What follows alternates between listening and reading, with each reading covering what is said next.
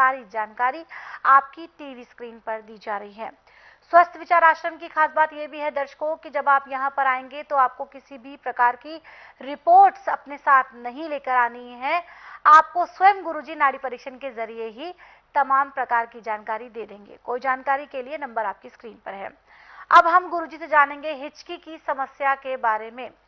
आखिरकार हिचकी की जो समस्या होती है वो किस कारण से? आमतौर पर आम एक दो बार हिचकी आना ये एक आम बात है, लेकिन अगर लगातार हिचकी आती है ये किस कारण से आती है ये गुरुजी से जानेंगे। क्या ये किसी रोग की श्रेणी में आता है ये भी जानेंगे, और साथ ही साथ जानेंगे कि क्या कुछ घरेलू नुस्खे इस बीमारी के लिए, इस समस्या के लिए गुरुजी के पास उपलब्ध हैं।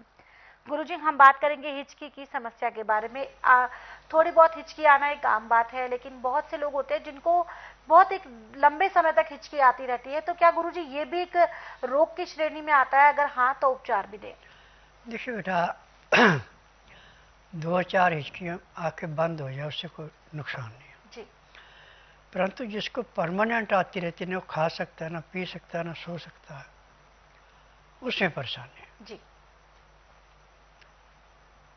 इसका उपचार बहुत आसान है। आप सौंठ ले लें 1 ग्राम पीस करके पाउडर, जी। उसमें आधा ग्राम आप सेला मिश्री पीस के मिला दें। आप चुटकी भर लेके और नाक से सूंघ लो, आपकी हिचकी बंद हो गई। 1 सेकंड नहीं लगेगा।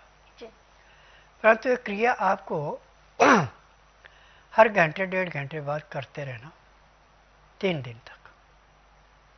जिसकी पुरानी हिचकी है, जिसको हफ्ता 10 दिन की है, उसको तो 1 ही दिन में आराम हो जाता है।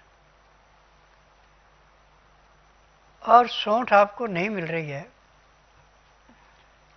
या सेला मिश्री नहीं मिल रही है, तो मोर के पांख का जो अंदर चंद्रमा होता है, उस चंद्रमा को काट के उसकी राख बना लें। राख कम से कम 1 ग्राम होनी चाहिए। फिर उसमें 1 ग्राम सौंठ मिला दें, 2 ग्राम हो गई। अब इसको शहद में मिला के चटा दें, हिचकी बंद हो गई।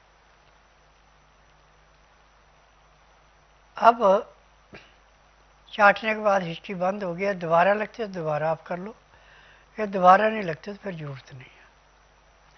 परंतु इसमें गर्म मसाले, ठंडी चीज़ें, बासी खाना, बेटाइमा खाना, इस पर परहेज रखना, नहीं तो फिर आपको दोबारा ये बीमारी हो सकती है। हिचकी एक पाचन शक्ति में से ही इन्फेक्शन है